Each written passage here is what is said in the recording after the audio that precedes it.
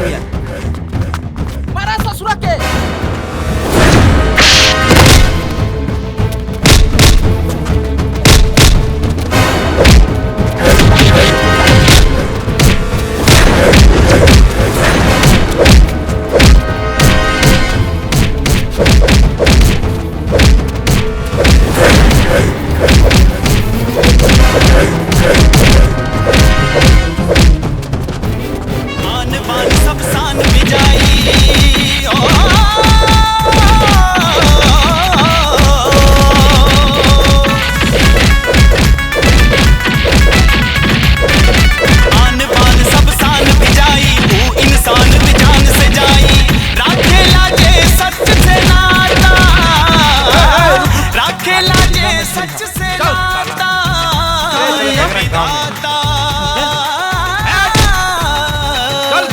दुनिया के होई का विधाता ए विधाता दुनिया के होई का विधाता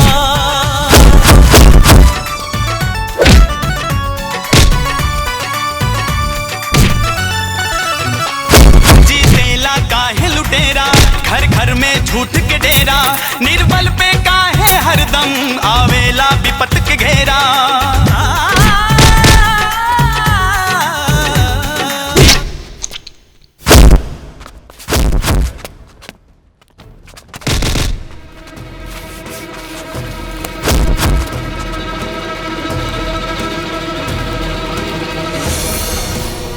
गाँवालन ये किसनवा सारा सुशीलवा के साथ रेप कइले बा। तो ही लोग बतावा लोग एकरा साथे का होके के चाहिए बतावा लोग। मार दिया जाओ नू।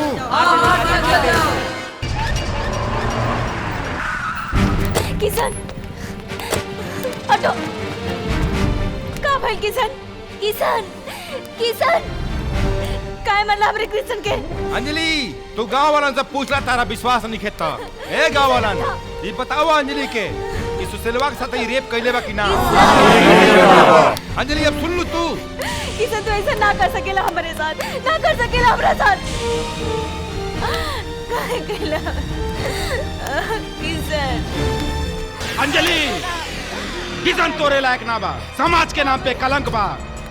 उठा अंजलि अंजलि अंजलि उठा किसनवा समाज के नाम पे कलंक बा। हाँ मंटू भैया ठीक कहता रहे। इस साला समाज के नाम पे कलंक बा और एकरा जिए कोनो हक नहीं खे और हम कानून मंटू भैया के साथ बानी और वो लोगन के साथ बानी।